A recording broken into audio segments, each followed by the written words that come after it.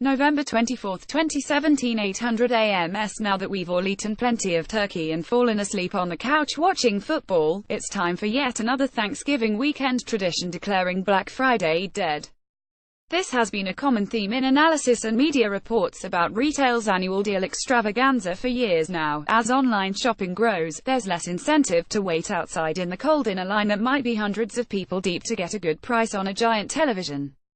You no longer need to shop on Black Friday to get a promotional price, as retailers now blare the discount siren throughout November and December.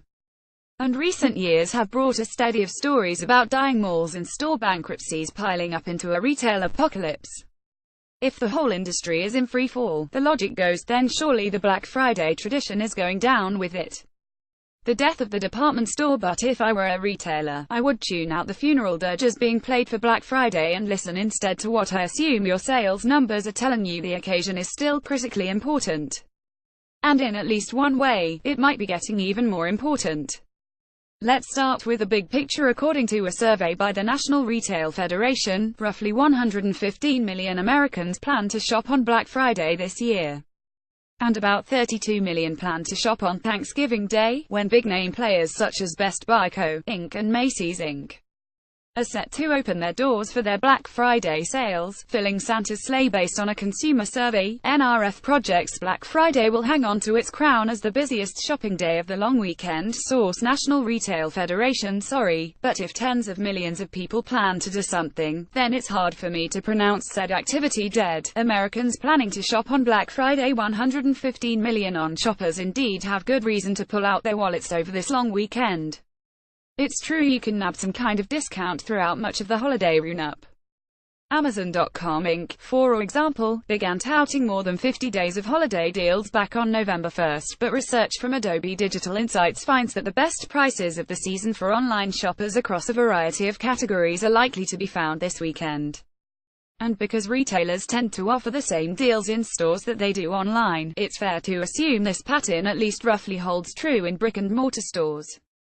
Price check: despite the fact that deals are in abundance throughout the holiday season, Adobe projects average prices still will be lowest in many key categories over this long weekend. Source: Adobe Digital Insights. As long as retailers keep encouraging Black Friday shopping with such pricing patterns, legions of shoppers will keep braving the crowds of filling up their digital shopping carts during this event. That brings me to what I think is a particularly important aspect of Black Friday's transformation. In the online channel, as you might expect, Black Friday and Cyber Monday are easily the biggest spending days of the season. Caching: Adobe's forecast for the holiday season shows that Black Friday and Cyber Monday still hold outsized importance, even as retailers offer plenty of discounts on other days. Source: Adobe Digital Insights. But what's noteworthy is that these days are also projected to be the fastest growing of the season, with Black Friday online sales expected to grow 16.4% over last year and Cyber Monday expected to increase 16.5%. Adobe's forecast for the season overall is a 13.8% increase in sales from a year earlier. As Tamara Gaffney, a senior director at Adobe Digital Insights, points out, it is remarkable that sales on these days are expected to see such strong growth from an already massive base. In other words, in the online channel, spending is only getting more concentrated on these major deals events, so, in a way, the stakes are just getting higher for retailers to get these sales right. That means making sure their websites don't slow or crash under the pressure of heavier traffic. And it means making sure they're not out of stock in key items and that supply chains are ready to quickly fulfill a crush of orders.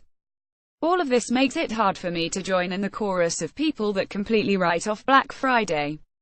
The bonanza is surely different than it was back in its 90s and early 2000s glory days, when you regularly saw scenes on the local news that brought to mind the wildebeest stampede in The Lion King. The event is less store-centric now, and the deals are spread over longer stretches of time, but it is still a monster sales occasion and a key opportunity to build brand affinity and loyalty with shoppers. In this highly competitive retailing environment, that's something big chains can ill afford to squander. This column does not necessarily reflect the opinion of Bloomberg LP and its owners. To contact the author of this story, Sarah Halzack in Washington at shalzack@bloomberg.net, or contact the editor responsible for this story, Mark Gongloff at mgongloff1@bloomberg.net.